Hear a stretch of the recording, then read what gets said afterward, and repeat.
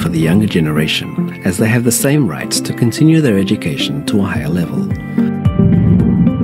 growing in knowledge, enhancing good character, and to have a brighter future. Universitas Terbuka is established to make the dreams of young men and women from all corners of the country come true through the distance higher education system to meet the ever-changing demands of industrial and technological development in the 21st century. Dengan diresmikannya Universitas Terbuka.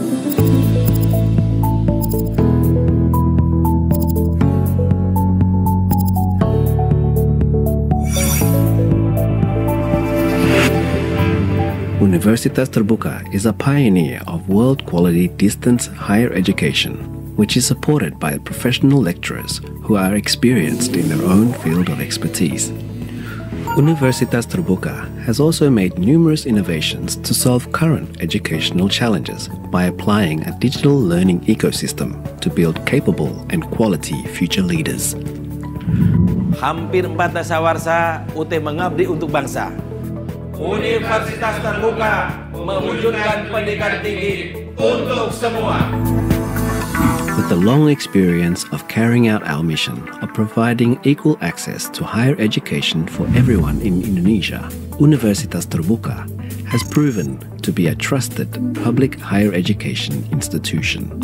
Our graduates have successfully applied their knowledge into their chosen career fields as either professionals or entrepreneurs. As of 2022, UT has a student body of just over 350,000. As a cyber university who teaches and applies the latest technology, Universitas Terbuka has 4 faculties, including the Faculty of Economics, the Faculty of Law, Social and Political Sciences, Faculty of Science and Technology, and the Faculty of Education and Teacher Training. As a successful distance higher education institution, UT has received various awards and achievements. For instance, the Rector of Universitas Terbuka, Professor Ojat Darajat, was elected by acclamation as the President of Asian Association of Open Universities for the period of 2020 to 2022. Time and time again, UT continues to make important innovations by using the most advanced communication technology and information available in each of its programs. Through the implementation of lifelong learning, UT also provides certificate programs and tuition-free programs such as open educational resources, as well as free lectures to be accessed by everyone. Limitation is not a hindrance for people to continue their education to a higher level, because education is a fundamental human right for everyone that can be accessed easily. This is Universitas Terbuka, always thinking forward, always open to diversity.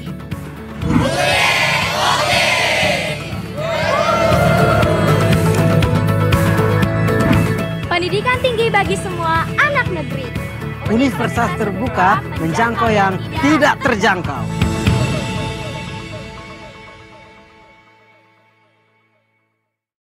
Kemajuan ilmu pengetahuan serta pandemi merubah kebiasaan kita dalam menggunakan teknologi dan internet.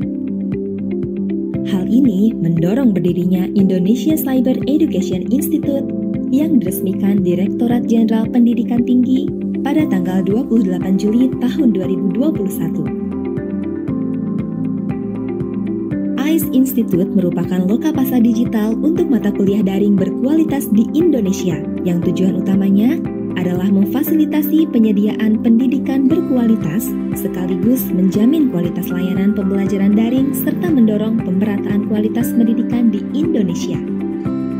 Didukung oleh 14 mitra konsorsium, mata kuliah daring yang disediakan oleh ICE Institute dapat memperluas akses pendidikan berkualitas untuk siapa saja, kapan saja, dan di mana saja dengan beasiswa Merdeka Belajar untuk semua dari Menteri Pendidikan, Kebudayaan, Riset, dan Teknologi. Semua mahasiswa dari berbagai perguruan tinggi bisa memilih mata kuliah dari perguruan tinggi ternama di Indonesia juga luar negeri melalui ice.ac.id. Sebagai contoh, mahasiswa yang terdaftar di Universitas Bina Nusantara dapat mengambil perkuliahan di Universitas Indonesia yang penempuhan mata kuliah serta SKS dan sertifikatnya bisa diakui oleh kampus asal. Sampai saat ini di ice.ac.id ada ratusan mata kuliah daring dan perguruan tinggi papan atas di Indonesia dan ribuan lainnya dari EDX yang berasal dari perguruan tinggi terkemuka internasional.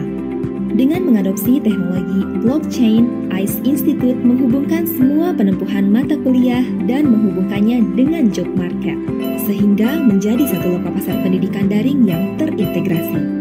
ICE Institute akan selalu berusaha mendorong perubahan dalam peningkatan dan pemerataan kualitas pendidikan Indonesia guna mendukung program Merdeka Belajar untuk semua.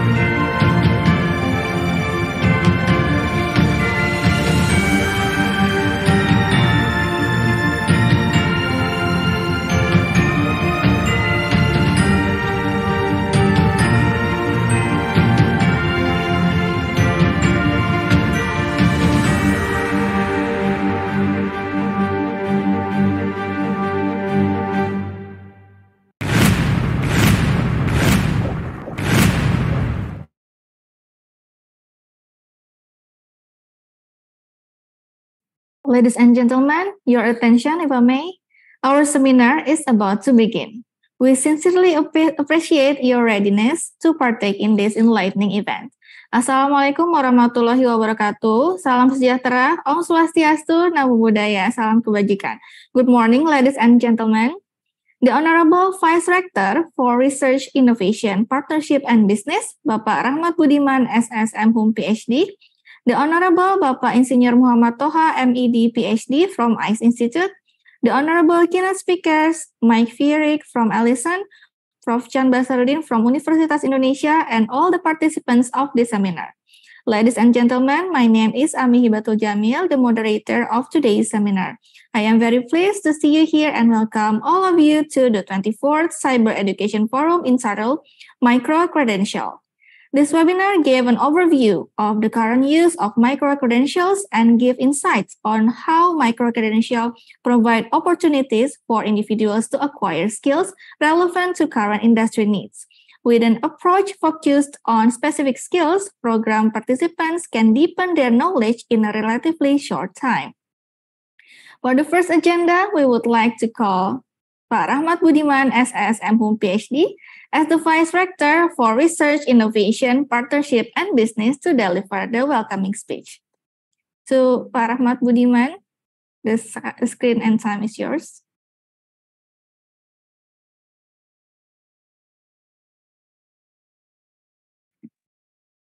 Okay, thank you. Bismillahirrahmanirrahim. Assalamualaikum warahmatullahi wabarakatuh. A very good morning from Jakarta, Indonesia. Ladies and gentlemen, micro-credential have transformed the way we perceive education. Amidst the dynamic of the digital world, this concept has opened new opportunities for individuals to access relevant learning and effective professional development. With a focus on specific skills and competencies, micro-credentials help address the ever-changing demands of the job market, enabling more affordable and targeted education while empowering professionals to continuously advance their careers. With the broad accessibility, micro-credential provide opportunities for individuals who cannot pursue formal education due to various reasons, such as time or financial constraints. With concise curricula and a focus on specific skills, they can be accessed widely through online learning platforms. The relevance in the digital era, especially in the constantly evolving job market, has driven higher demand for new skills. Micro-credentials bridge the gap between the demand of the job market and formal education graduates by providing precise and industry-relevant training. They enable professionals to continually refine their skills and update their knowledge to keep up with the times. The success of micro-credential relies on the recognition and validity in the education and industry sectors. Collaborative efforts from educational institutions, professional organizations, and relevant stakeholders are required to ensure trust and value in the micro-credentials granted. Therefore, micro-credentials have opened new opportunities in the world of education. By offering flexible, relevant, and skill-focused learning, they address the challenges of the dynamic digital era. Individuals can develop themselves, obtain recognized qualifications, and be ready to face the changes of the job market. In the context of lifelong learning, micro-credentials become a vital tool in creating a knowledgeable, innovative society prepared for a future full of opportunities. Today, we will hear a presentation on micro-credential delivered by experts in their field, Mr. Mike Feerick, CEO and founder of Alison.com, and Professor T. Chan Basaruddin from the University of Indonesia. I also want to express my gratitude to Professor Paulina Panen, the head of ICE Institute, our moderator, Mrs. Ami Habibatul Jameel, S.Pd. M.Ed, and the entire committee of the Cyber Education Institute Forum for organizing this webinar. May our discussion today be beneficial and provide fresh perspective on technological development in the field of education. Enjoy the webinar, and wassalamualaikum warahmatullahi wabarakatuh. Thank you. Waalaikumsalam warahmatullahi wabarakatuh. Thank you, Pak Rahmat Budiman, for the welcoming speech. For the next agenda, we would like to invite Bapak Insinyur Mohamad Toha, M.Ed. Ph.D. from ICE Institute to deliver the opening remarks. But before that, we would like to play a video of ICE Institute. Unlocking boundless learning opportunities with ICE Institute. ICE Institute has emerged as a game changer in the realm of education, revolutionizing the way knowledge is accessed and skills are developed. Over the past 2 years, they have embarked on an extraordinary journey, facilitating countless classes for college students throughout Indonesia. Through collaboration with prestigious university consortium members, ICE Institute has accomplished remarkable feats, leaving a lasting impact on the educational landscape. With the convenience and flexibility offered by online platforms, students have been granted unprecedented access to high-quality education. transcending geographical boundaries and redefining traditional learning norms. The timeline of ICE Institute's journey. On Wednesday, July 28, 2021, the Ministry of Education, Culture, Research and Technology, or Kemendikbudristek, officially launched the Indonesia Cyber Education, or ICE Institute online. The Institute's mission includes enhancing the quality of higher education in Indonesia, improving access to online learning in Indonesia, becoming a global online learning marketplace. Key milestones. March 5, 2021, ICE Institute featured in the University World News Portal. May 6, 2021, signing of cooperation agreements with 14 consortia for the development of online learning in Indonesia. July 28, 2021, ICE Institute commences full operation and introduces programs such as the Cyber Education Forum, Merdeka Belajar untuk Semua, or Freedom to Learn for All, and the grand launching of the ICE Institute application. September 26, 2021, soft launching of ICE Institute. November 27, 2021, coordination meeting with all ICE Institute partners at UGM, or Gajah Mada University. In 2021, the Institute conducted collaborative research on 8 research topics with a total of 297 courses from 16 partners and 2,037 participants. In 2022, ICE Institute expanded its presence in the education world with the following timeline. February 14, launching of the Micro-credential Game Developer Program. February 24, 2022, collaboration agreement between ICE Institute and Xuetang X for open online education. November 29, 2022, inauguration of the Game Working Space in Solo, or GWS. November 30, 2022, second coordination meeting with all ICE Institute partners in Bali.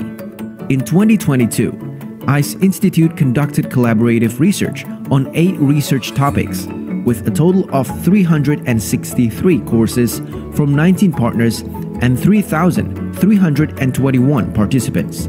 Meanwhile, in 2023, on June 20, 2023, the Symposium on Digital Transformation Leading the Change in Higher Education took place.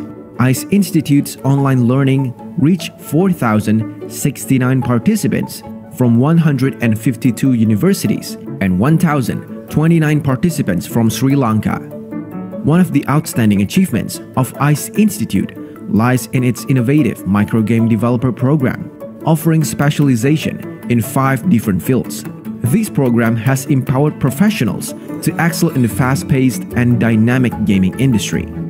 ICE Institute's commitment to excellence is reflected in its recent partnership with renowned organizations like Coursera.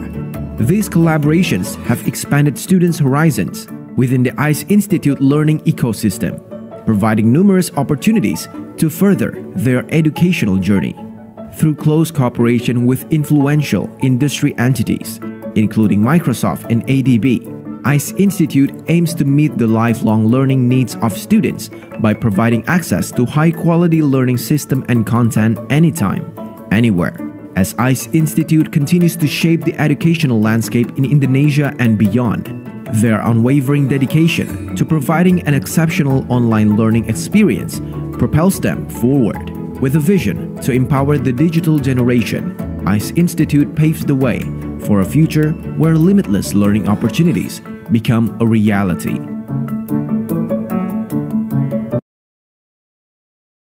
All right, to Pak Toha, you may now deliver the opening speech. Okay, thank you, Bu Amin. Let me see. Okay. Good morning to you all. Good morning, everyone. Welcome to the Micro-credential webinar. This the webinar actually is the 24th and is one of the series webinars conducted by ICE. Usually it's conducted monthly.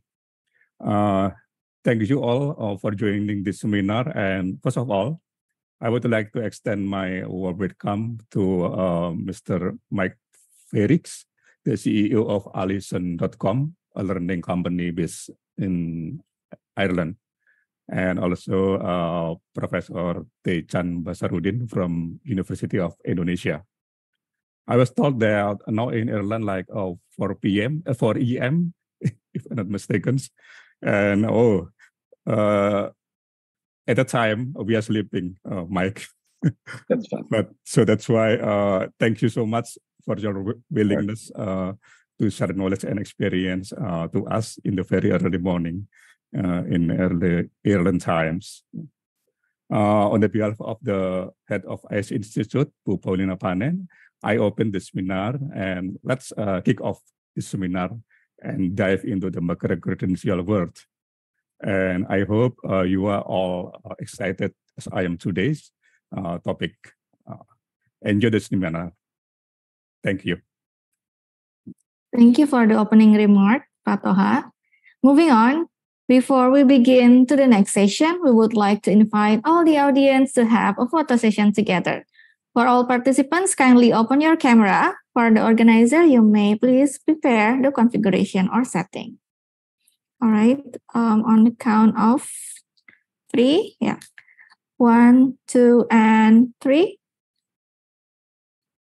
Another. 1, 2, and 3. And then the last one. 1, 2, and 3. All right, thank you. Ladies and gentlemen, we are now moving forward to the main session. I would like to inform how the presentation will proceed. First, all the speakers will be invited to present the material about 20 minutes. After that, there will be a question and answer session. All right, it is now my pleasure to introduce our first keynote speaker, Mike Feerick. Mike Feerick is CEO and founder of Alison, one of the world's largest free empowerment platforms with 35 registered members and 6 million course graduates. It provides 4,000 free courses focused on workplace learning and skills training, free psychometric, aptitude, and mental health and well-being tests and assessments, as well as free recruitment and group learning services to organizations. From its Galway, Ireland base, it employs an entirely virtual staff of 200 across 35 countries. Mike is an internationally recognized social entrepreneur, receiving Diploma Award UNESCO in 2010, Asoka Fellowship in 2011, and Guinness Social Fund Award. In 2013, Alison was a WISE Award winner from Qatar Foundation and WEF Social Entrepreneur of the Year, finalist 2016. Alison was awarded the EU Civil Solidarity Award in February 2020 for providing rapid global education on COVID in over 60 languages. He holds 2 degrees in business, University of Limerick, Ireland, Bachelor of Business Study, and Harvard University MBA. Mike, we are looking forward to your presentation. You have 20 minutes to present the material, and now the time is yours. Thank you, Amy. Can you tell me that you can see the screen? Yes, I can see the screen. Yeah, you can see the first screen, an Alison perspective? Sure. Yeah, okay. Well, look, thank you very much for the invitation. Delighted to be here and appreciate all the time that you've been given. I hope many of you are already members of Alison. I know some of you are because you've been onto me over the last week, knowing that I was going to speak today. And thank you for connecting with me. So, I'm going to do 2 sections of a presentation. One is for those of you that are not familiar with Alison, I'll just re-familiarize you.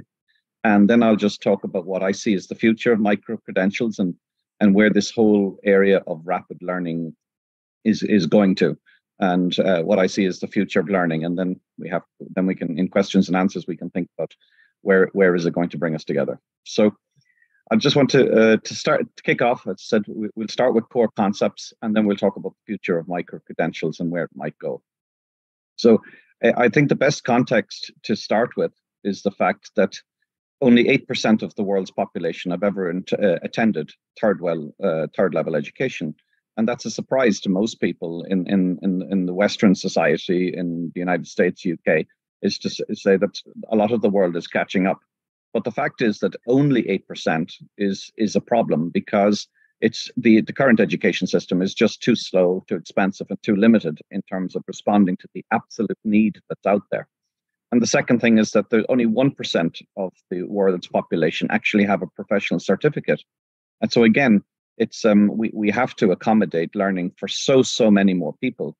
And yet we have, in the bricks and mortar fashion that we've educated people with in the past, it just isn't scalable enough. So we have to use the technologies that are now available to us. And of course, we are doing that. But the scale and how rapidly we're doing it is not as great as it could be.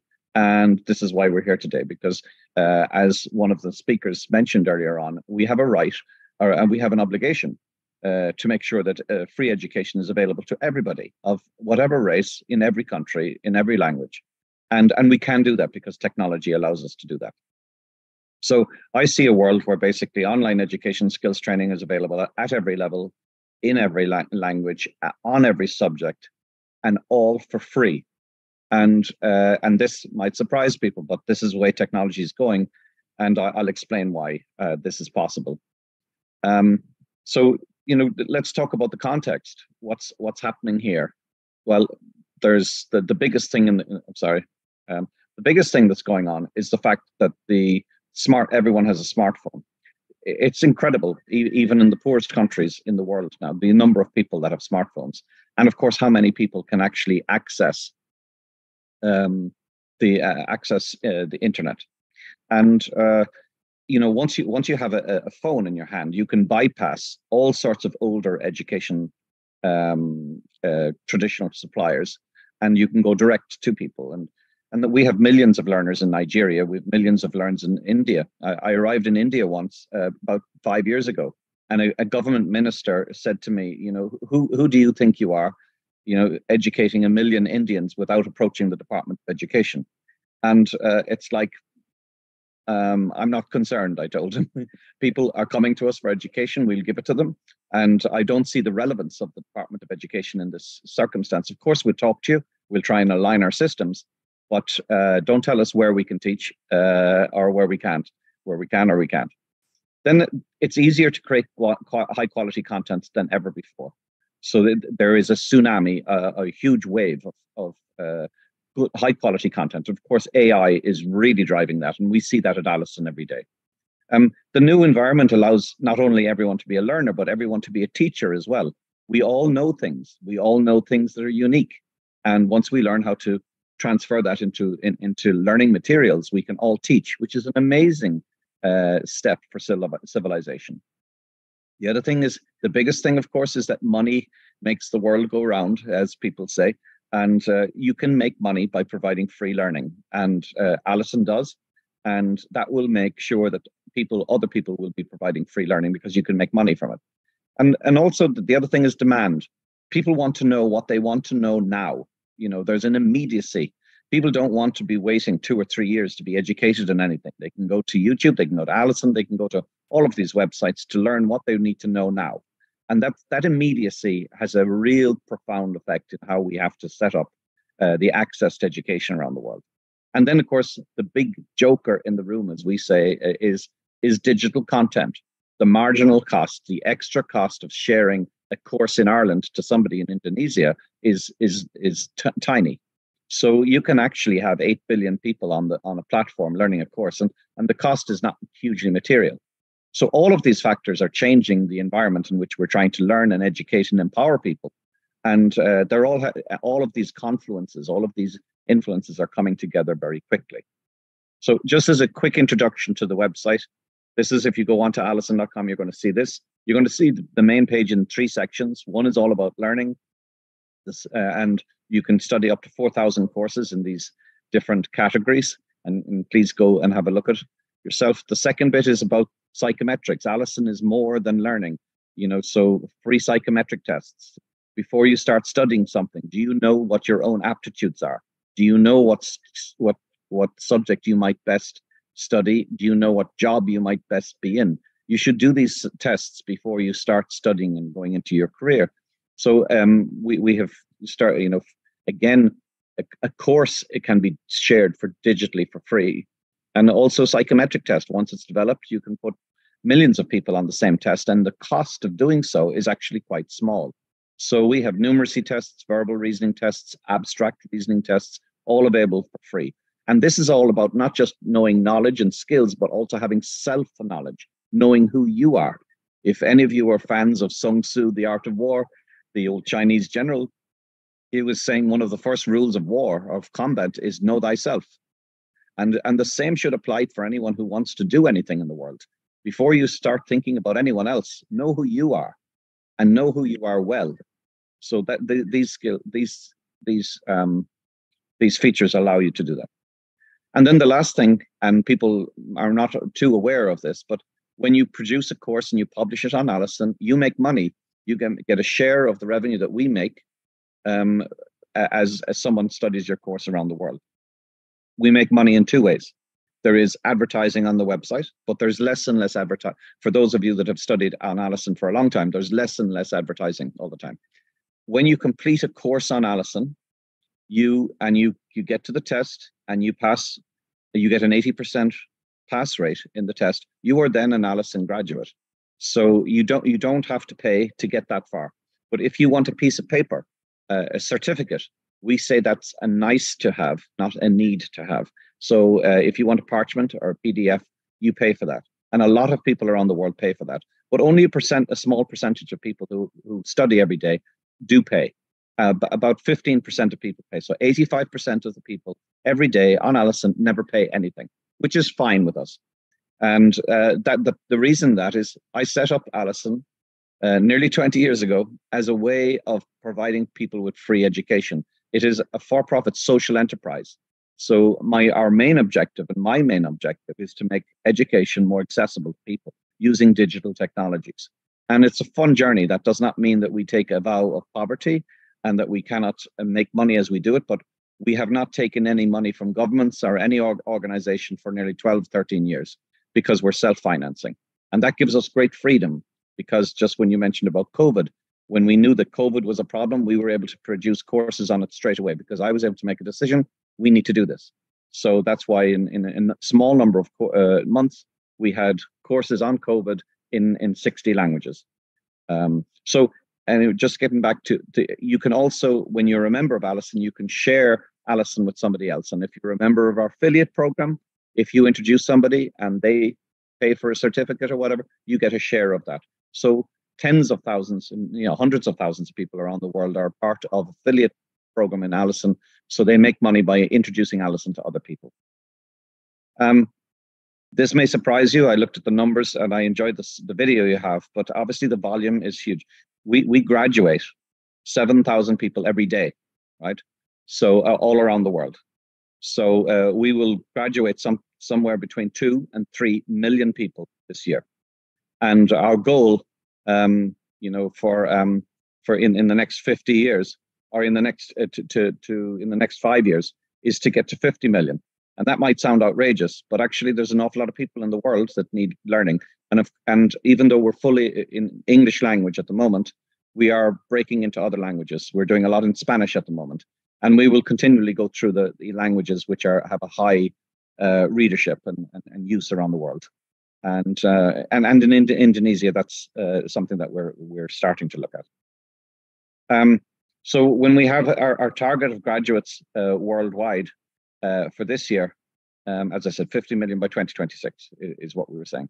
But you may wonder where our learners are. So this is just from Google Analytics, and the darkness will show you the countries that we're in the highest. So it might surprise you that the United States is our single biggest market in the world, and we're very integrated into a lot of systems in the United States. India is, anyone who has a website, India is big because there's so many people there, and there's so many people in particular speak English. But other countries would be UK, Australia, Nigeria, South Africa, anywhere where people speak English.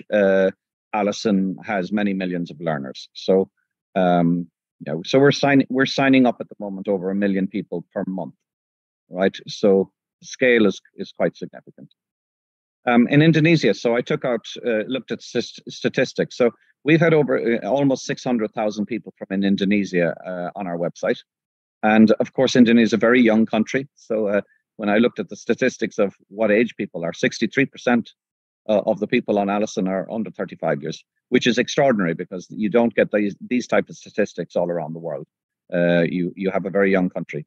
And so it's delightful to see so many people from Indonesia coming, but obviously English is spoken by a small minority of people. But I travel all around the world because of my work in Alison, and English is the language of the world. I have been to 80 countries, and English is what they speak. So it's important not to, as I was speaking with Amy earlier, my own children speak Gaelic, which is the native language in Ireland, but speaking English does not mean we're any less Irish. And speaking English does not mean that you're any less someone from Indonesia. So it's just the language of the world, and it's very important to learn English because it gives you access to so much more material. And we have a very powerful English learning vertical, we call it, on Alison. We have nearly 60 courses from beginner, elementary to intermediate, advanced on Alison to help people get on board to the English language. Alison is integrated in the United States into 32 of the 50 state workforce boards. So if you're in California, or you're in Texas or Florida, and you're unemployed, you have to register in one of these sites, and they will connect you into Alison, because if you're unemployed, you should at least be preparing for the day that you're going to be employed and learning new skills. So a lot of traffic in the United States come to us from the government, and that's the same across the world. The UK, Australia tie in officially and directly into the Alison portal, and of course the benefit is that the content is free. I travel a lot in Africa. I'm very interested in developing countries, and this is me last year in Rwanda, Ghana, Nigeria, Kenya. So again, huge learning needs, and again, a young part of the world. So the courses on Alison are two types. You have diploma courses, which will take you 14 hours on average. And then you have the shorter courses, the certificates, which are quicker courses that take you an hour and a half to 2.5 hours. And at the end of each of these courses, you have a bank of questions. For a certificate, you may have only 20 to 30 questions, whereas in a diploma you may have more. And all digital credentials are free on Alison. Okay, you might have to purchase a certificate, but that's a piece of paper. It's not the actual certification, right? So there's an important distinction there. If you have no money, you can still study for free on Alison, and that is important to us. That anybody who's marginalized and doesn't have the income, that they can use Alison. So you have to, when you go on and study a course, I was saying a little bit about this before, you do the assessment. If you get 80% and you pass your test, you are then an Alison graduate. And you can verify that for free. You don't have to buy the certificate, so you can go to your learner record and it will show all of the courses that you've ever did. So you can show this directly to an employer without paying anything. And then we send you a summary, and you can see it tells you, your final score out of 100, the amount of time that you studied, a unique certification number. And then you can, the beauty about Alison is that if an employer sees that on your CV or resume that you've done an Alison certificate, you have to be careful for somebody who has done an Alison certificate, because the employer can call you out. He can share his screen, or he can ask you to share your screen and to take the test of the Alison course that you just did. So if you say that you got 80% on an Alison diploma, the employer can take 5 minutes and say, okay, go to the assessment and do it right in front of me now, right? And this is becoming very popular. So you don't have to take the word of somebody presenting you with a certificate to see whether somebody knows something. You either know it now or you don't know it. It's of very little interest to an employer that you once upon a time, 20 years ago, used to know something. What use is that? They want to know whether you know it now. And this is a big thing that's coming within the learning environment. So we encourage people to share it on LinkedIn and other platforms, that the fact that you have the Alison certificate, and this drives a lot of traffic to the website. What I like about Alison personally, in many things, but I like the fact how it addresses marginalized people. So people with disability who can't move, online learning is great that way. We have millions of refugees using Alison all around the world. Again, it's free.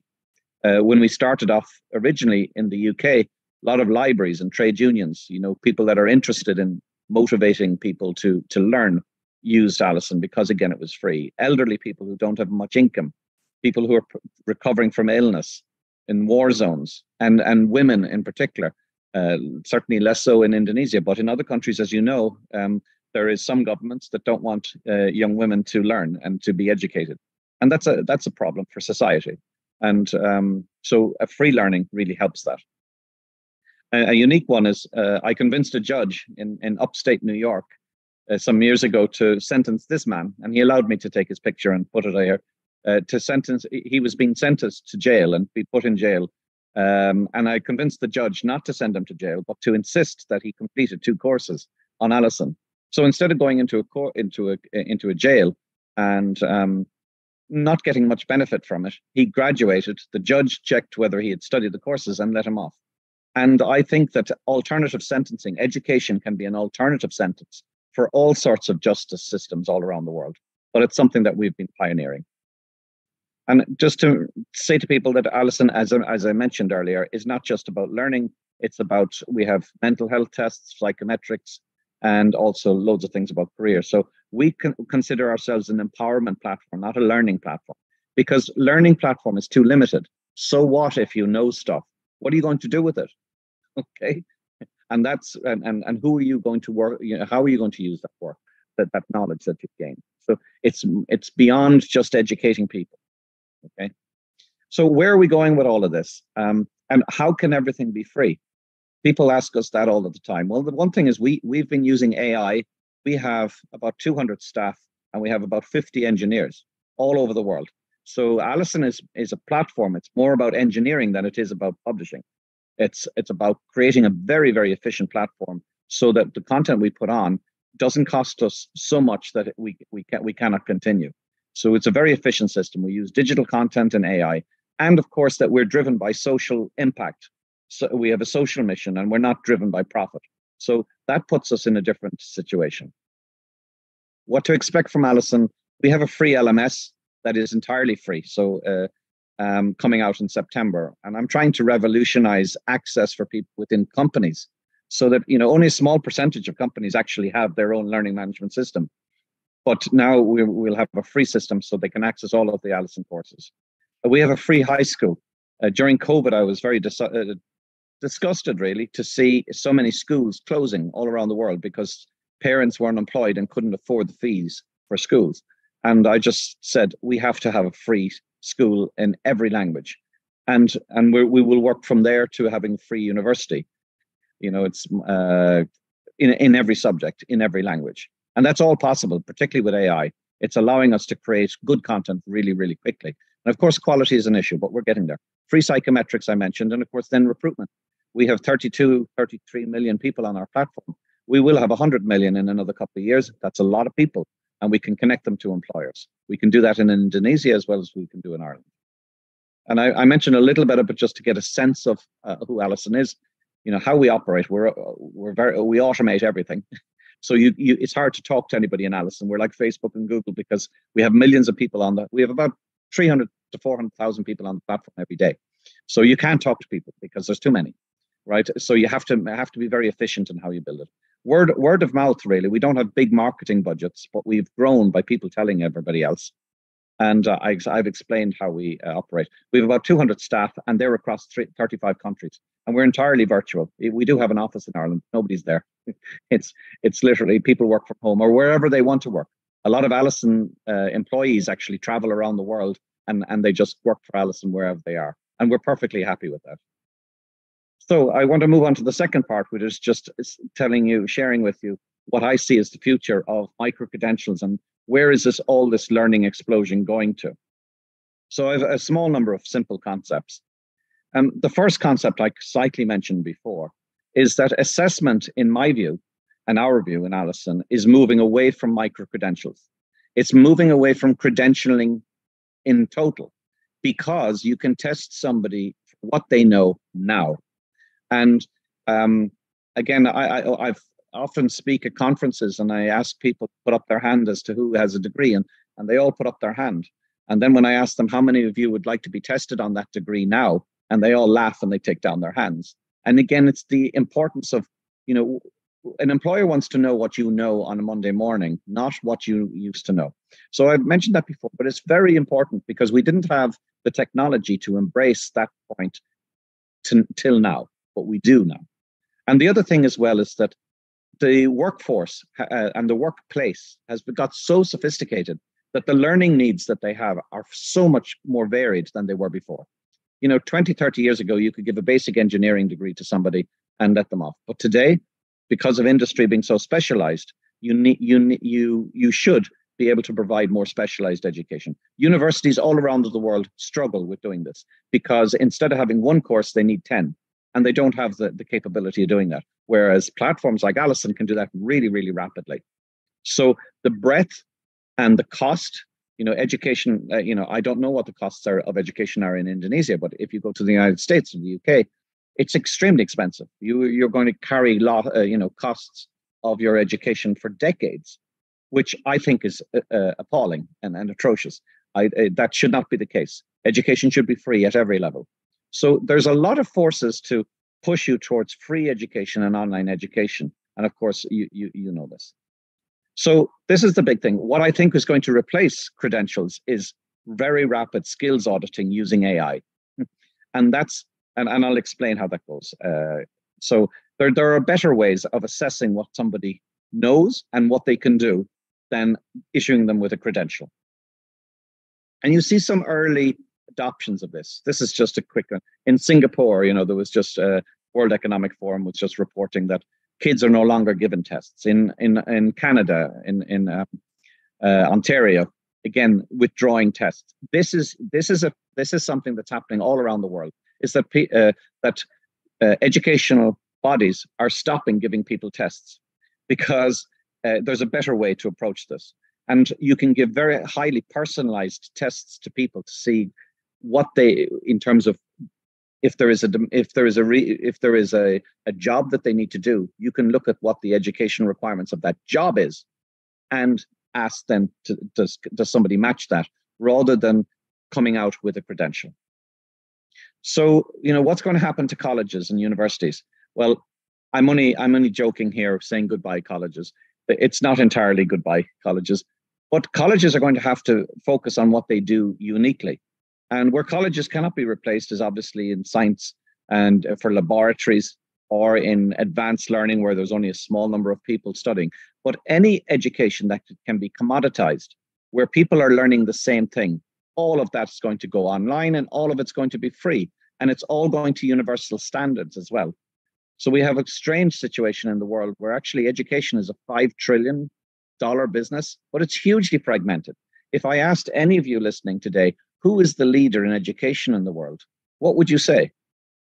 You'd possibly say YouTube, but it's very fragmented. So there is huge scope for large platforms like Alison and others, probably LinkedIn and others, to actually create learning in every subject. So when you want to learn, you go to these large platforms rather than individual ones.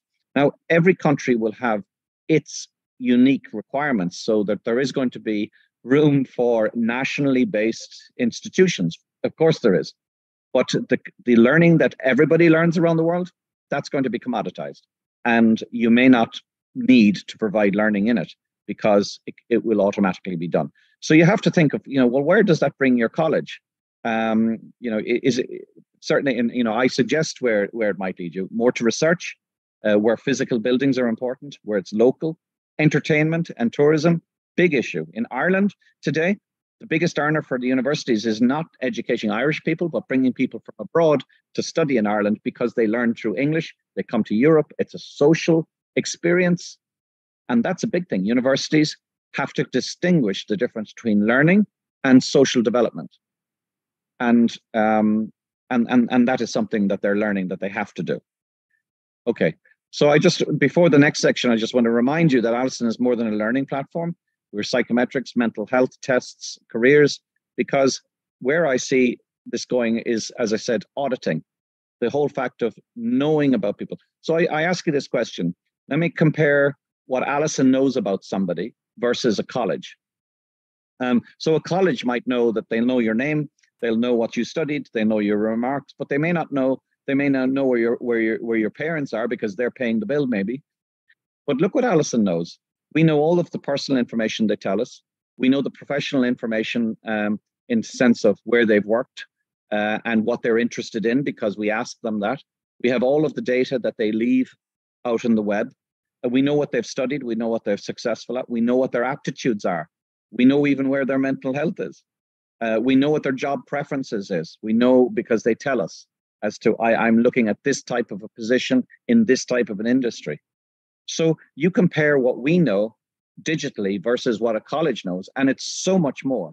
So we're in a much better place to consider how we can help that person become more employable and to achieve the job that they really want to have. Okay, so think of so my question is, when you look at somebody, what if you could do a full capability and employment audit of somebody? And this is what I say to people: instead of asking somebody over a number of years to do any particular test, you don't give them any tests at all. But if you have a position, you sit them down and you say, okay, sit down here, we're going to ask you questions. So you ask them questions as to how you keep going. You see how digitally literate they are. You see how they can use Excel, Word, or all of these tools. You can see how well they speak English. And then you can go to a specific subject that you're interested in. Maybe they're a chemist. Start with them, giving them questions of 101, the first course in chemistry. See how high they can go. So they go to 101, beginners, elementary, intermediate, advanced. And then in all of these subjects, if you have someone sit down for several hours, you're going to have a very, very good idea, an up-to-date idea as to what they know about things. So this whole idea of doing a personal audit is, I think, inevitable. And so if you can do it for an individual, my question is, as I said, ask them general skills, and then you can ask them specific skills. But if you can do this, then if you can do an individual, why can't you do a company? So if there's a company and I'm an employer and I have 80 staff members, isn't it good that I have a full audit of what they know? I could ask you in your institute, do you know in your institute how many people are skilled in Excel or in spreadsheets? Exactly. Do you know who's introductory? Do you know who's medium? Do you know who's advanced? Why not? Why don't you know these things? Do you know where they are in terms of how well they speak English? Some of them will say, oh, I speak English, but at what level? Why do you not know this? You could know it if you use these type of systems. So you could really know what your staff knows. And this is not just a very enlightened institution like your own, but any company. So companies are going to have a much, much better idea of what their people know and what they can do. And that's very powerful. So the question is then, if you can do a company, why can't you do a country? So, for instance, we have nearly millions of people doing psychometric tests around the world. So I can tell you in Nigeria, there are different tribes in Nigeria. And I can tell you that some tribes are well known to be more entrepreneurial than others. But we can tell you that in Alison, and we can tell you where they live. Because we have all of these people all over Nigeria doing these tests, and we can see all of these trends. And it's not just about entrepreneurialism. You could take anything that you ask questions about. So I have actually approached smaller countries like Qatar and Armenia. Why don't they do a test? Why doesn't a country have a full-scale test of what skills are in the country? Indonesia has a huge employment, but maybe you could take a region and say, okay, when I'm attracting industry to this region, I want to tell them who is there to be employed and what skills they have. Most countries will exaggerate what skills they have. What about if you really knew? Because if you really knew, you could give them the learning that would bring them a little bit higher. So again, auditing, and the beauty of all of this is that it's free. All of the learning, all of the tests can be provided for free. So in my view, I see that this is an infrastructure that is absolutely inevitable, and it's going to put a lot of competition for credentials as a whole. Right? And just to finish off in a couple of slides, there was a man, he passed away a couple of years ago, but he was a professor of mine at Harvard, Clayton Christensen, and he was an expert in disruptive renovation. And in 2011, when we were just early, he texted one day, Alison, the future of education, ? Which was really nice at the time. But he talked, and his lessons all about incumbents, that people who are in the industry of education don't want to change. because the people who are paid lots of money in education don't want to lose their nice jobs, and they don't change. Whereas someone who like Alison, which is, you know, a bottom feeder in the sense that we don't charge, we you know, every day that we continue, we get stronger because we're always building algorithms. We're building the platform. It's getting stronger and stronger. But so, you know, the incumbents in education are in trouble, in my view. So just some final thoughts. You know, traditional and third level education, we know it's just too slow. It's going to be replaced by new platforms. And Alison is not the only large platform around the world, but we are probably the leading platform globally that's socially driven rather than profit driven, and that helps us everywhere we go. And I reckon that there's actually less money needed in education than more, but it just needs to be spent properly, because there's a massive gift in artificial intelligence, and we're using it in every way that we use in Alison, and it's speeding us up. We will produce 10 times more courses this year using AI than we've done in recent years. So whatever you want a course on, you're going to be able to get it. And I do see that universal standards are going to become the normality, that when somebody comes in with a project management certification, or they speak English, or they have done a mechanical engineering degree, they're not people around the world will not be interested that it came from Indonesia or it came from the UK. They will be a global standard, and they will say, you know, where are you in English language on the Alison record? Where are you? You know, that you can compare people with the international standards of platforms like Alison.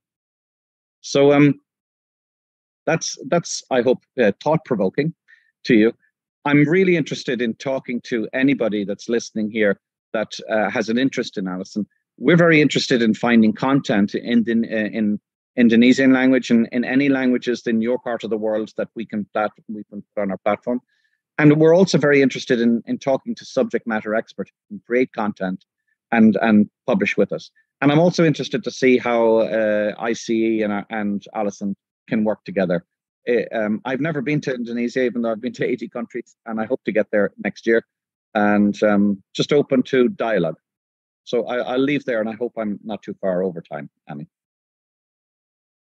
Oh, thank you so much, Mike, for your presentation, for giving us such an enlightening and interesting presentation about how micro-credentials are offered in Alison and the future of micro-credential. Mike, you might please wait for a while. We would like to invite the next speaker first before we accepting questions from the audience. All right, for the participants, if you have something in mind, you may type your questions in chat room box. Then later, the organizer will pick 3 questions for every session. Ladies and gentlemen, now allow me to welcome the second speaker, Professor T. Chan Basaruddin. He is a lecturer at Universitas Indonesia, and he is a professor of computer science, and he is currently a member of Accreditation Council of BAN-PT and the Vice President of the International Network for Quality Assurance Agencies in Higher Education. He also serves as one of the international members of the International Quality Review Accreditation Panel of the QAA UK and member of the Board of Governors, the Management and Science University Malaysia. He earned a Bachelor of Arts in Mathematics from Gajah Mada University, Indonesia, and Master of Science and Doctor of Philosophy in Numerical Analysis and Computing from the University of Manchester, United Kingdom.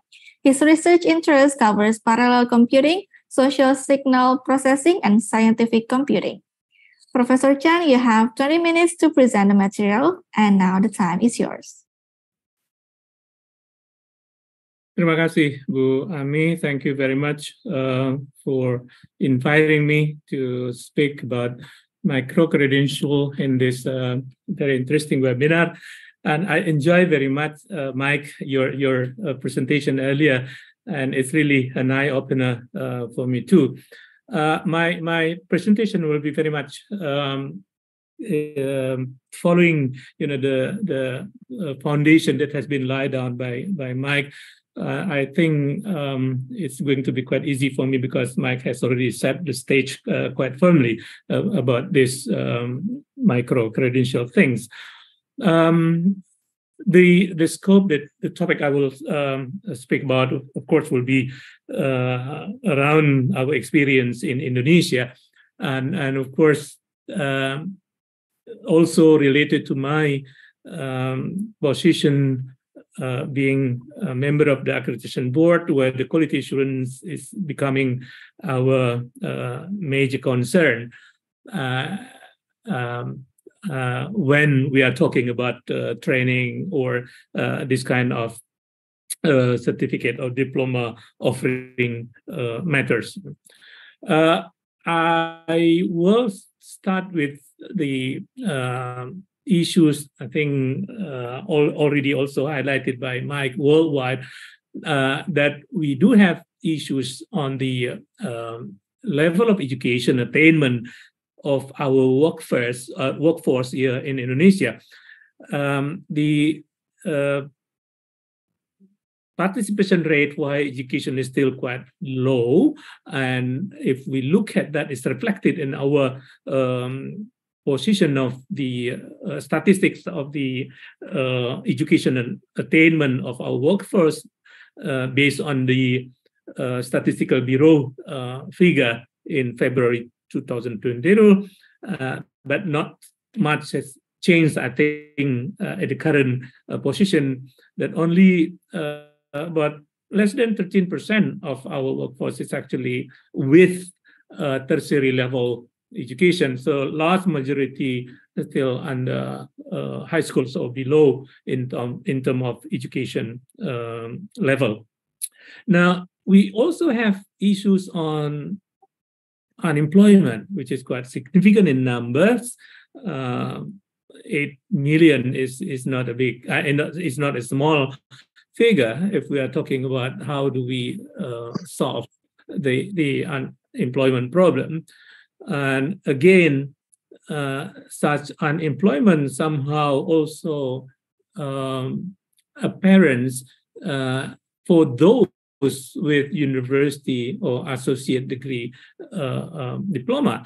So it is not, of course, I mean, those with the lower level of education attainment will have more challenges in getting employed. But if you look at the statistic again, it's those with junior high is not the largest portion of our unemployment. And in terms of enrollment rates in our education, still very, very low. I'm also quite surprised to learn from the figure that Mike just shared with us, only 8% actually have access to higher education worldwide. So Indonesia is no different. Now, we may need to look also at the latest policy and directive from UNESCO, which was stipulated in the last year World Higher Education Forum in Barcelona. I quoted at least these 4 major issues that being stipulated there. First, we really have to ensure equitable and sustainable access to higher education in all forms, whether it is formally or informally, and also there is also a need to advise and to provide holistic student experience, because the not only the technology, but also, the way the student learn from time to time is also adapted to the changes happening in the world. The workforce, also the latest technology, and so on and so forth. So students' experience is really very vital to develop in terms of education, including for the higher education.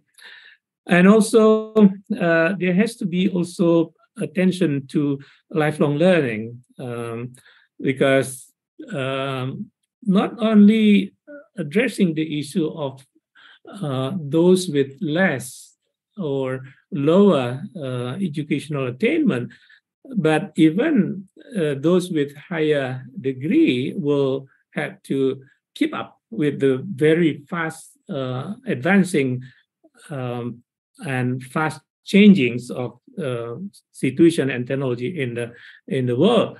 So updating and also kind of recharging type of education to keep up with such fast changings is really needed for adults as well as for the youth. And finally, we have to look at the problem holistically. There's so many factors that hinder people to join higher education or education in general, not because they don't want to or they don't have enough capacity to do so, but because the system that we provide in the past or currently is much too rigid, and I may also say somewhat biased to those with with easier access to the technology, those with better resources and those kind of things.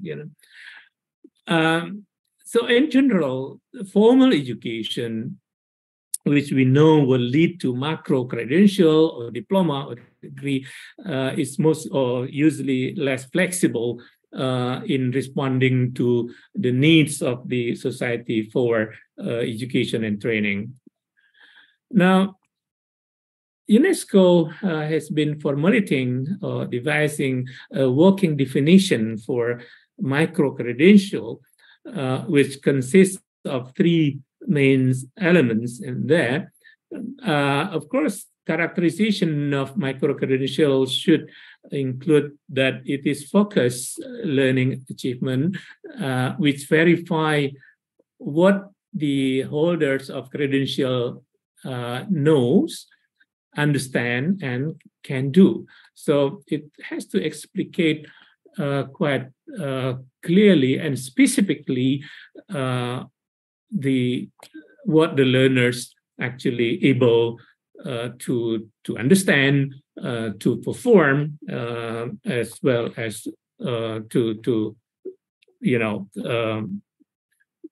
in terms of knowledge itself. The second dimension is that such micro-credential should be awarded by institution after carrying out appropriate assessment, and such assessment should be based on a clearly defined standard. So we really need to ensure, to protect the needs of the society, that they don't go for training or courses where everybody join will get the everybody join the course will get the certificate anyway without any assessment at all. That will demonstrate the level of achievement gained by or earned by this particular learner. And the third characteristic is the such credential has its own values, but also can complement or adding up to other credentials, and also can be stacked or can be accumulated toward more significant or even macro-credential things. So the earning some certificate or diploma from micro-credential can be used by the holders, to not only get employment or as a proof of skill to for applying for a job, but also to enter formal education or and taking a university degree, for example. Now, looking at that working definition and come back to the issue that we are in Indonesia is currently facing, I think micro-credential is one of the solutions that can be used for solving our human resource problem in the country. For example, if we look at 87% of workforces with education only less than or equal to 12 years, then with micro-credential or micro-credential can be used to upskill such workforces so that they can, using the recognition of prior learning system that we have already got in Indonesia, such credential can be stacked and accumulated, and the person or somebody with adequate level of kind of credit or knowledge and skills can be equitable to certain level in our qualification framework ladder. And secondly, of course, such credential can also be transferred and recognized by institutions like university or schools, so that such credential can be used to as a part of the curriculum that need to be fulfilled by a student in formal education. The second use is for reskilling or retraining or recharging, both for workers as a professional development and also for the unemployed to better prepare them, because in most cases, the obsolescence rate of our especially skills is very fast. So people really need to have their skills and knowledge upgraded or updated, and reskilling can be used using micro-credential. The third one is this one is quite specific for Indonesia, where universities or higher education institutions in general are not really tightly linked to the labor market or the industry in particular. So there's a gap usually between the curriculum and the process of learning happening in the higher education institution with the real needs or demand from outside. So with the micro-credential program, it can be used to kind of supplement and complement the university, whatever university has been provided or the higher education institution has been provided in their curriculum, to at the same time, such micro-credential will bridge the gap to improve the relevance of university graduates. Now here comes, of course, the quite serious challenges for us in Indonesia. Even in defining the standard for quality, it's kind of shooting a moving target. Things are changing very fast and varies in a great deal between one sector to another, between not only subject but also knowledge body. For example, in medical areas, they are very, highly regulated, but in others areas like maybe in commerce, things are less, regulated. But overall, defining the standards for quality will be quite an issue, So the best that we can do is to generally define what is the general standard for inputs and process. Second, if we are talking about external quality assurance like accreditation for micro-credential, it will be very, very, a tall order because quality assurance activities it require a quite long process, to be implemented, and also the process itself will take quite, looking at not only snapshot figure, but normally they will look at the result from a time series kind of result, which takes longer period of time, and it's not normally happening in terms of micro-credential because things are changing maybe from year to year. In university, for example, for undergraduate or bachelor degree, within 4 years, they don't change the curriculum. But in the micro-credential, things can be changed maybe every semester, every time they offer that because of things are changing from the industry or technology. And the third one, diverse and disparities of providers. Look at the situation here in Indonesia.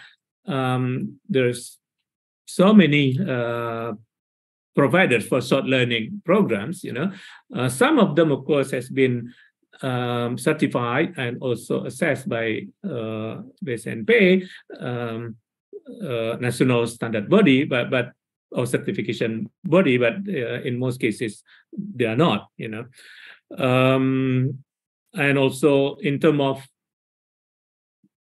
duration, I think Mike already mentioned you can have even a very short program in 1 day, or even can be of 3 months type of program. So such disparities or such diverse will also create another challenge. Now, for another dimension of the issue in Indonesia will be about the size and scale. It's just huge, and of course, the bigger the size will make the problem more complicated and become more difficult to handle. So everyone knows that rules. And the next one is fast-changing market demands. I think I already mentioned this part, but in particular, because things that needed today may no longer be there tomorrow, and so on and so forth. And those with this such high obsolescence rate of skills, the providers of micro-credential will have to keep up with such fast-changing scene, in the work of job. And that makes even more challenging for them, to provide contents which always, stay relevant to the needs. And also, if we are talking about standard and quality, such standard need to be frequently evaluated. And reliable and easily verifiable recognition system.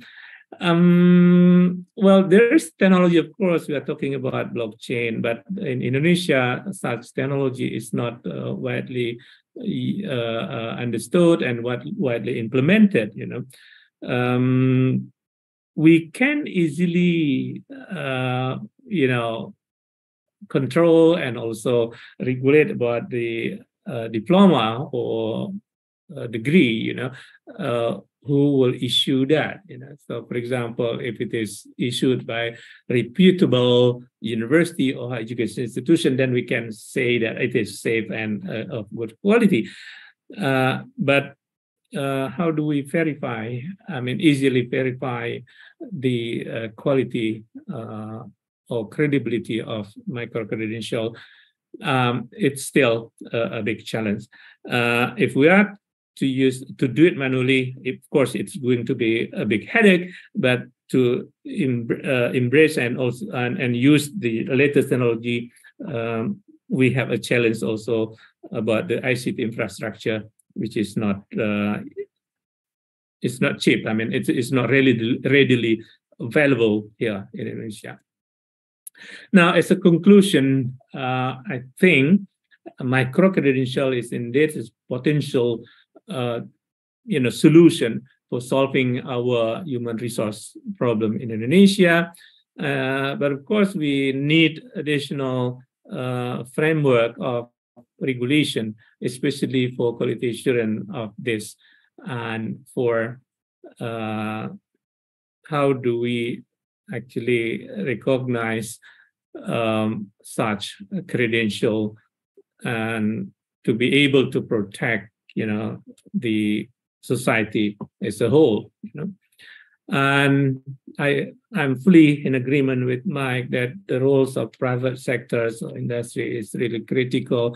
They really have to play in the forefront of this development, while the conventional providers like universities or higher education institutions will have to work together with these private sectors. I think that's all my short presentation, and I hope they are useful to you as readers, or participant or audience of this webinar. Thank you. Selamat siang, selamat pagi. Assalamualaikum warahmatullahi wabarakatuh. Waalaikumsalam warahmatullahi wabarakatuh. Thank you very much, Professor Chan, for giving us insightful presentation about micro-credentials in Indonesia, challenges and opportunities, and how micro-credentials could be the solution for human resource development. All right, it is now time for us to start the Q&A session. The organizer may please to display the question from the audience. All right.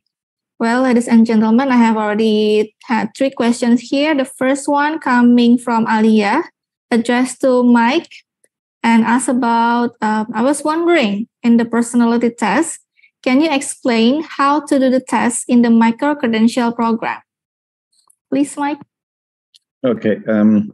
Well, there isn't a micro-credential for your own personality test. So you do your test. On average, it would take something like 15 to 20 minutes. We don't issue a credential relating to your own personal life. You get your results; they are private to you. But you can on your dashboard present that you are in a particular quartile. For instance, if you have a skill set which is particularly strong, you might want to show it in your dashboard. You might want to show people who look at your personal profile. So everyone on Alison has a profile. That they can do their own resume, but they have a profile, and you can make it public or you can make it private, and you can have specific people to look at it, and you can make it not accessible to everyone. So I don't. The two just aren't in the same area. The personality tests we keep quite separate from micro-credentials. All right, thank you. So it's separated from the micro-credentials. All right. For the next question, we would like to ask to Professor Chan, what is the critical point of micro-credentials in countering the upskills program awarded to be recognized in university program from Andromeda? Please, Professor Chan. Okay, let me see if I understand the question correctly. If it is to be recognized by the university, I think the university will look at the credibility of the issuance of such credential, micro-credential. But of course, we have already delegated, the autonomy to individual higher education institution to set their own mechanism and procedure for RPL, for recognition of prior learning types of procedure.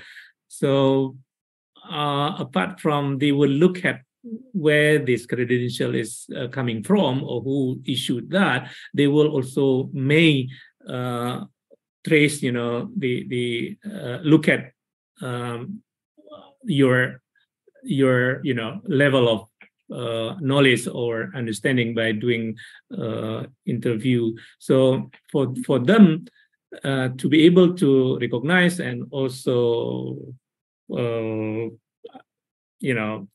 integrated the credential into their curriculum, they will have to look at things that you learn, like the syllabi or the curriculum that you have already taken from such micro-credential program. I hope that answers your question. All right, thank you, Professor Chan. For the next question, this is addressed to Mike. How does the globalization of micro-credentials impact the update of the national VET curriculum to remain relevant to global industrial developments? From M.Ed. Thank you. Okay. Let me see if I understand this. How does the globalization of micro-credential impact the update of the national VET curriculum? This is the national VET curriculum of Indonesia, I presume, to remain relevant to global industrial developments. Well, so Alison is market driven. Okay, so we are always watching what the trends are. If we put out a course and people are interested in studying that course, we're obviously going to produce more courses that relate to that subject. And the one thing nice about being online is that if somebody has an issue, they can report it straight away. We can change it, so that there's a constant improvement mechanism that is within a platform like us that is very responsive. And traditional education, if you have something that's incorrectly written in a book, it takes ages to change, or even within the curriculum. So we're very responsive to any changes. I guess within national systems, we operate in parallel. And let me explain it. It's not that we have a big issue with the VET, the vocational education systems in countries. Is that we cannot operate if we talk to every national organ. So in Alison, we have an international standard for all that we do. And when we started many years ago, people came to me and said, "Who are you to create a course on project management?" And I said, "Well, there's a free course there. If you find it good and you learn, then complete it and be happy with that. And if you didn't enjoy it and you didn't learn, well, then you didn't pay anything and don't tell anyone about it," right? So, but of course, Alison now has 1 million graduates on project management around the world. So don't anyone tell us that we don't provide good project management courses, because they come in their tens of thousands every day to study project management with us. So I guess we are dictated, where we are driven and how we are driven is by the market demand and the constant feedback from learners, which is instant. So, if they get a good course on something and they want more, they'll tell us. So within the national systems, we don't have, there's not a lot of people within Alison that talks to education systems, because we lose money by doing that.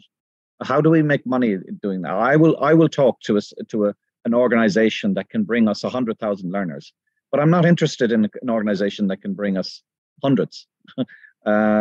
So I guess we work on very narrow margins. We provide everything for free. To survive, by providing all of our content for free, we have to be really tight on our expenses. So we just try to automate everything. And as I say to every employee within Alison, let the system do the work. Let the platform do the work. We should not be talking to people. We should be listening, of course, but we don't directly talk. So we don't directly talk to individuals, and we don't directly talk to educational departments in countries. That does not mean that we won't talk to them. If somebody from the Department of Education or Training in Indonesia said that they wanted to talk to me, of course I will. I would be delighted. But we have an issue there on the economics. A professor may have a salary to talk all day, right? We don't. I hope that helps. Yeah, I think it's answering quite well for the question. For the some of the participants here also have questions, and you already answered it, right, Mike? So thank you for that. And then next question. Do we have another? Okay. This is addressed to Professor Chan. The first, what are some of the most in-demand micro-credentials in today's job market? And the second, how are micro-credentials designed to be more flexible and accessible for learners? Thank you. Okay, that's a very tough question, Pak Franz. Well, of course, I cannot, I'm not able to say this is the most needed, kind of micro-credential, it's most relevant. But just to say, for example, with the current, application of technology, of artificial intelligence and, big data things, people's about this new technology. But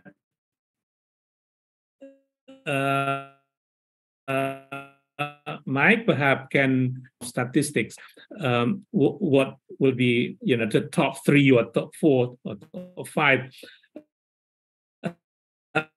I think ICE already also did some kind of study for Indonesia. Of course, with the limited to the content that is now available on ICE. The second questions, of course, putting things online, will make it more flexible and accessible, as already demonstrated by Alison. People from every corner of the globe can access that. I imagine if it is, using traditional mode of delivery, will be quite challenging. So to wider and also make it more flexible for learners, such program should be accessible online. But of course, we have to consider also the situation where the ICT infrastructure may not be ready for that. I don't know, Mike. For some content, they may contain some sort of visual, video things type of content, where with the limited bandwidth of connectivity, that would be quite difficult to access. So that's my response. Perhaps we can invite Mike to share more. To add on whatever that I have said.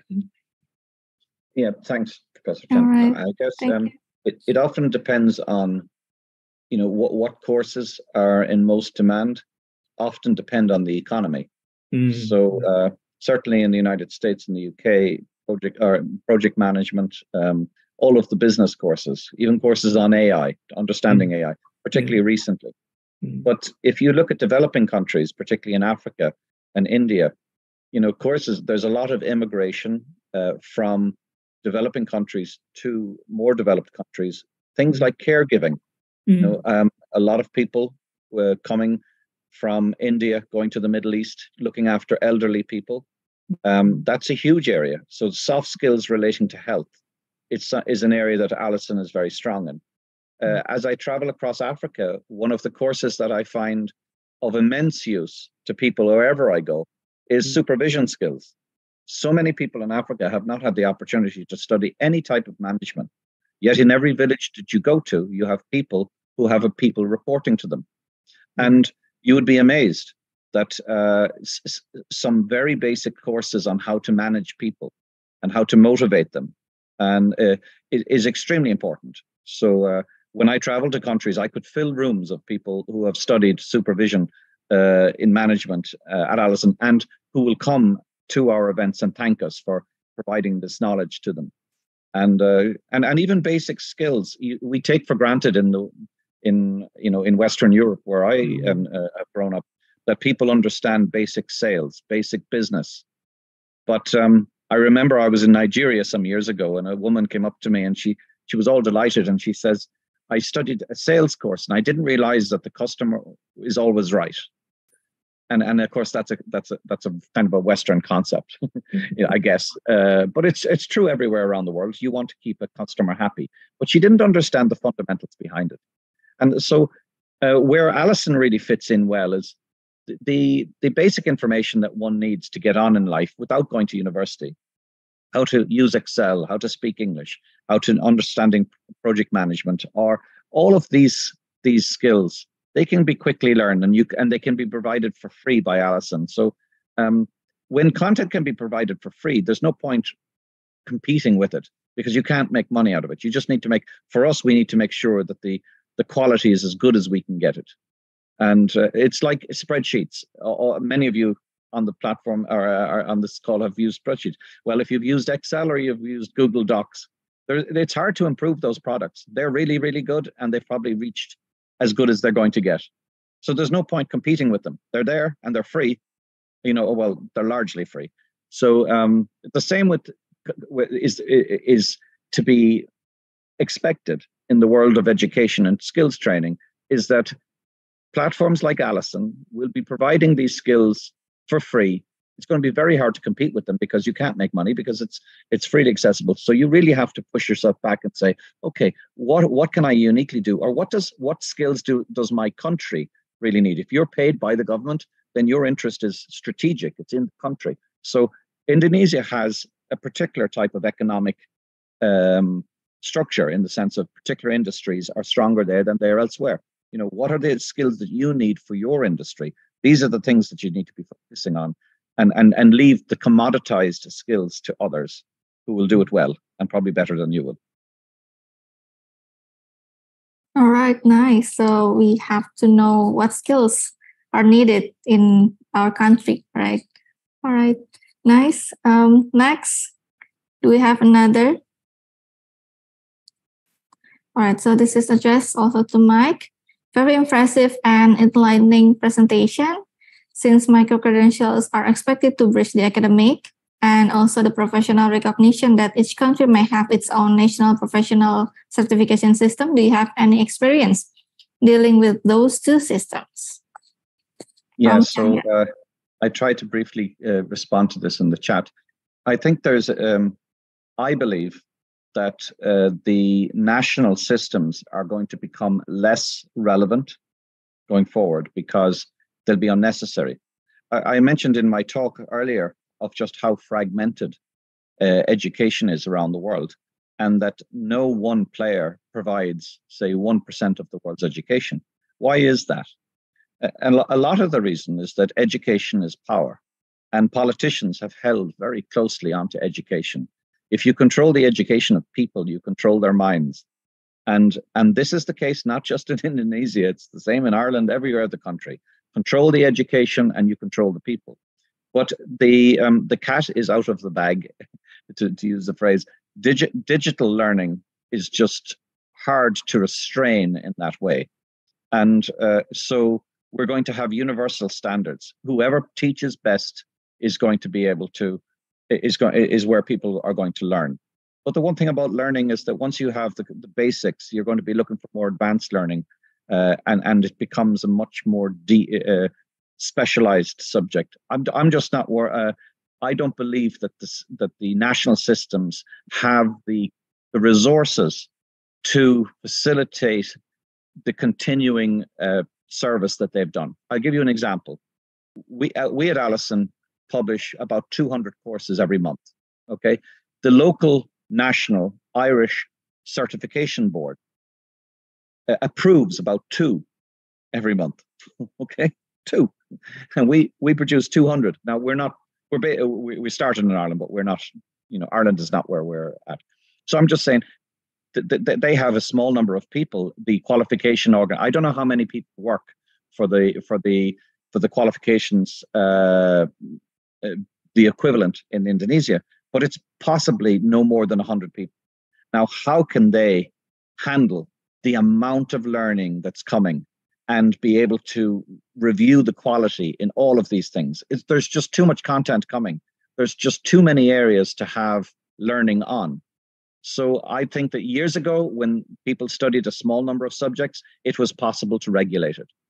I don't believe it's possible to regulate it anymore. You need the market to actually regulate it.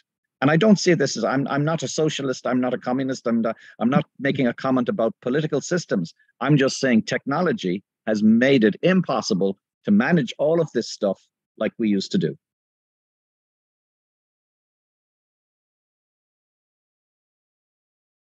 All right, interesting. All right, next, do we have another question? All right, so this is addressed to Professor Chan. What should we have to do before entering the micro-credential classroom? Or should we follow other course with the international standards such as Cambridge University course, etc.? From Dian Rahmi. Okay, again, let me see if I understand the question properly. Well, of course, if we are positioned ourselves as the provider for micro-credential program, we have to think about, how to, make the programs becoming attractive to the potential users, but also, although it is not explicitly mentioned by Mike, but I believe there has been so many attention about how they quality assure, the content, the process, and so on. So, and yet, we don't have, at least as far as I understand, the currently agreeable international standard or global standard about this micro-credential things. You mentioned about the Cambridge courses and so on. I don't know whether they have already kind of issued what they call it the standard which can be applicable to a global world. So now that's from the perspective of provider. But if you position yourself as the learners, of course you have to learn what you need. And I think very interesting, the psychometric kind of personal test provided by Alison will maybe lead you to what kind of things you better learn in terms of facilitating yourself in navigating your career in the future. I hope that's answered your questions. All right. Thank you, Prof. Chan. So we have actually one more question, and then let's see. All right. So this is from Pak Toha, addressed to Mike. How do you decide which courses are meet your standard to be offered in Alison? Do you do the curation for that? Okay, so Alison, instead of at a university where you go to your professors, we go to global experts on whatever the subject is. And for us, we will talk to an expert, and we will obviously, we have our own people internally who are classically trained in pedagogic studies, right? So we have our own standard as to how a course should be constructed, its format, whether text or video or a combination of interactivity is required for speaking to a particular subject, and then with in terms of the content itself, we have a lot of peer review. So, for instance, we come out with a course on health and safety, and if we have a course on health and safety, we will often share it with other providers of health and safety, other publishers, and we will say, this is a course that we have proposed on a subject that we are not familiar with. Could you give your opinion? And so we start with peer reviews of people who are other experts. And then when we release it out to the audience, we're listening very intently in the first couple of months that the course is released. Because the beauty of having so much traffic on the Alison platform is that very quickly you will find people who will comment. So if you have a small number of people and you have 20 or 30 or 100 people doing a course, you will have one or two making a comment. But if you have tens of thousands doing the course, they will find out everything that's wrong with that course. And it's really quickly. And that will come back to you. So we're always very responsive.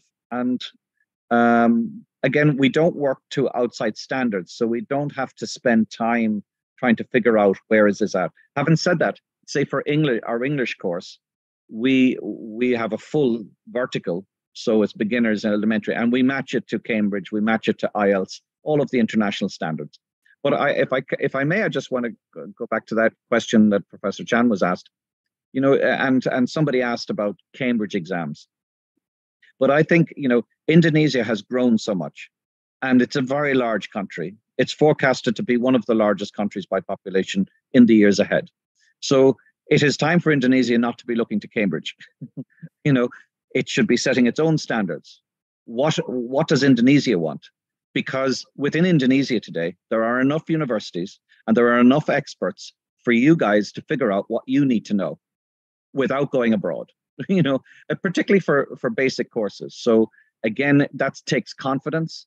It takes a country that's relatively new to just be assertive enough and say, you know what, we do know what we want, instead of always going to external people. And it takes time to do that. Ireland is 100 years independent of Britain. And it's only now that Ireland has got over its colonialism. So, and we're both countries who have dealt with colonialism. But anyway, just looking at foreign standards, Indonesia is big enough and smart enough to have its own standards and not to be looking abroad. Oh, nice suggestion, Mike. I think I'm really interested to join Alison as soon as possible. Please do. and give us feedback. How can we improve? All right. And how can we introduce Alison to more people in Indonesia? I'm sure. Fascinated. Nice. All right. So that was the last question for today. We would like to thank the speakers for the informative and fascinating discussion and all the participants for the participation.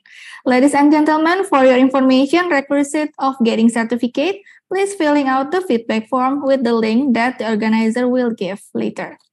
Before we end this event, we would like to invite Pak Mohamad Toha from ICE Institute as the ICE representative to award the certificate to the speakers. For the speakers, you may open the camera. All right, please, okay. Pak Toha. Okay, thank you. This is great. I think this today's seminar is one of the best from our webinar seminars that we have.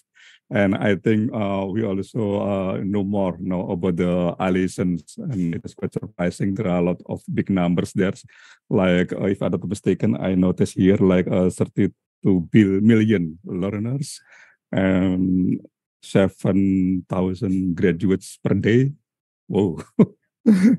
And we also quite surprised probably if Indonesia also have a participant there, like 572K participants from Indonesia. Yeah. So I think some of them already know about the Alisons, but we are not today that Alison is not merely a learning platform there, because you have like the psychometric feature there. I think it is very important since it is related to know thyself, know yourself before you start it. You refer to Sun Tzu about that. This is great. Yeah.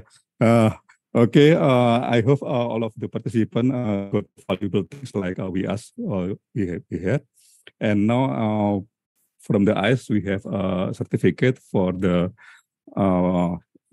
speakers, for Pak Mike and Pak Chan. The certificate for Pak Mike